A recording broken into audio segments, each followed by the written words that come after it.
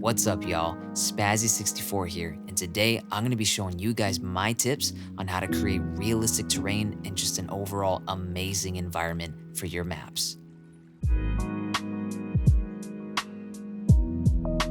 Okay, so to start, here are the following pieces I'm going to be using for this example. I'm going to be using this dirt slash mud piece. I'm also going to be using these trees, of course. These are the chapter 2 trees. This bush, just the green bush. This grass tile that has the dirt with it, this loose leaf grass, this brown rock, and the shark cliff gallery corner piece. All right, so I'm gonna make a realistic type of forest on maybe just a smaller scale. So we're gonna lay down the foundation here, put down these grass tiles. Okay, cool. So the next thing I'm gonna do is create a path. And the way that I like to create my paths is just by putting pyramid player builds down on the grass and just seeing what feels right.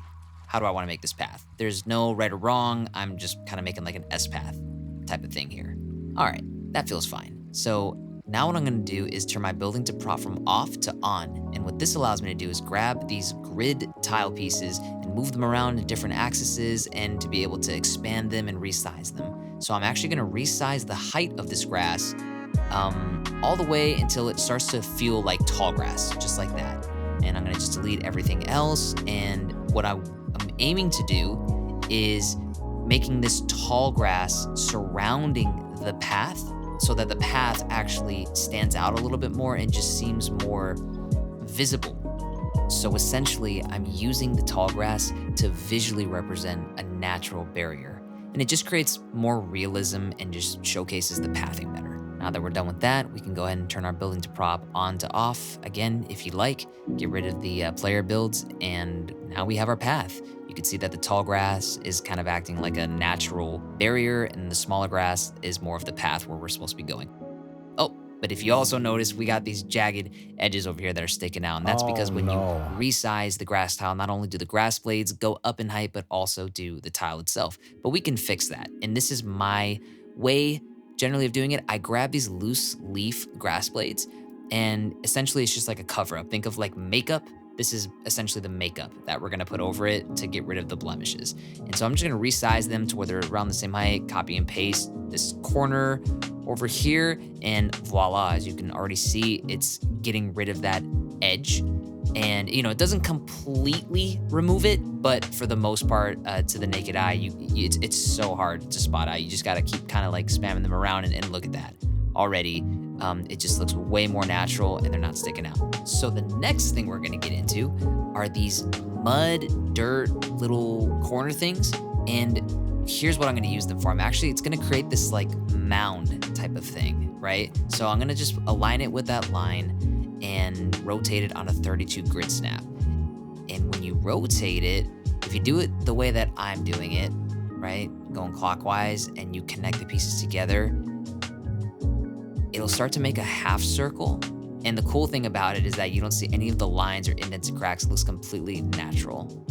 So you just kind of keep going until you make a full circle with it, and bam, now you have like this dirt mound that you can use. It's pretty cool. And I'm just gonna set them around in the tall grass just to kind of just add a little bit more dimension and depth. This isn't like super necessary or anything like that. And I could have added a lot more, made it more dramatic, but I just wanted to keep things kind of simple.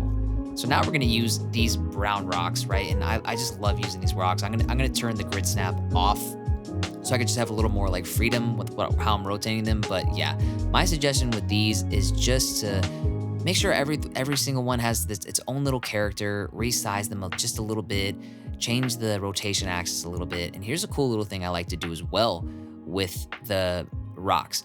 I basically will grab one, right, set it down, and then I'll rotate it, right, on the yaw axis and essentially connect them to where it looks like one rock in a sense, right? I'm just gonna adjust it a little bit more, and it kind of seems like its own little prop, right? They just seem a little more connected. And that's just a little tip that I like to use with the rocks, and just kind of add a little bit more of just like a barrier besides the tall grass, right? And just kind of put them around. So I'm gonna go ahead and just start doing that right now. And then I'm also gonna create this little like path area over here that just looks like it's a place that you could go to, but you actually can't go to. And that's just a little cool tip that I like to use for like creating more like immersion with stuff is, if you see something that feels like, oh, like that's kind of enticing, like I kind of want to go there, it looks like an open path, but you can't go there, it just kind of teases the player a little bit in a good way.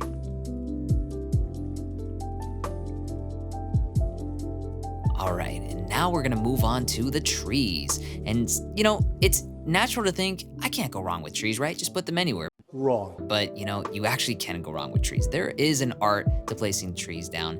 And here's an example of this. So let's say I just put this tree down right here, right? And this is the beginning of the path. See how it kind of blocks the sun? And it takes away from the image, right? Now it might be kind of cool if you're going for a little look where you want the sun to just be barely there.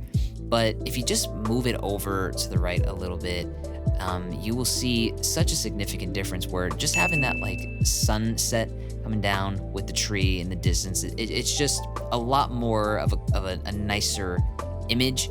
And personally, it's up to taste however you want to do it, but keeping in mind where the sun positioning is in the map, the color of the sky, the time of day, positioning the trees will definitely help with that type of stuff. And over here, I'm making a little bit of adjustment here too, where I'm having the sun actually in between the skinny tree and the bigger tree. And that's just, personal taste, but it adds just that extra flavor and detail that players can appreciate. And, I learned a lot of tips with this type of terrain and tree positioning from Dumblon, actually. So definitely go check out Dumblon. She's also a really awesome creator. And she will definitely tell you, rotate your trees. She does not play when it comes to that type of stuff. And some other great creators I would highly encourage you guys to check out would be Shasta 1988, Yo JJ47, EJ Dubs, Brady Mano, Chase Jackman, all great with building terrain and force and realism with their environment. They all do amazing work. And there's so many others that the list goes on. But definitely check out their maps for sure. And just, kind of play around and see how other people, do their art style. And again, it is all up to taste. There really is no right or wrong, but there are definitely rules of thumb and principles that will improve your environment significantly.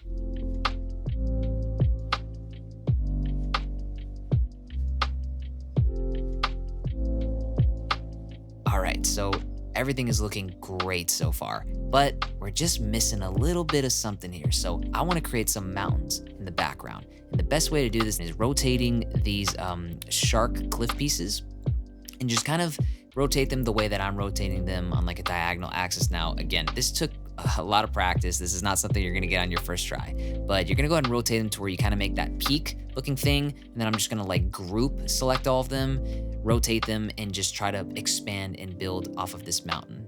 This is just gonna take practice. And look, I'm no master at this, but it's not as hard as you think. Really, it's all just blending, and you start to learn how to blend things a little bit better the more that you try it.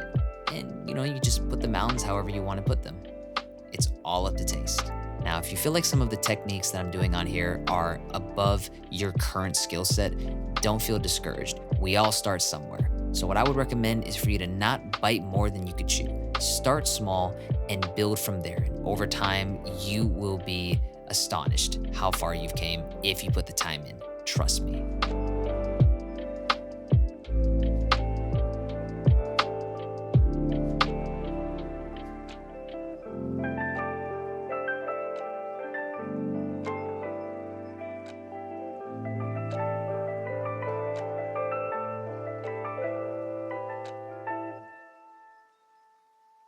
All right, y'all, that is gonna be it for this video. I wanted to make it short and sweet. And I really hope that the information I provided for you is gonna help you with your current builds or future map builds when it comes to terrain and creating a more realistic and awesome environment.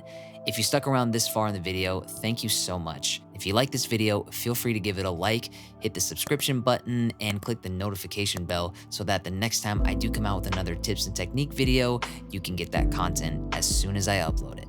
And on that note, I'll catch y'all in the next video. Peace out.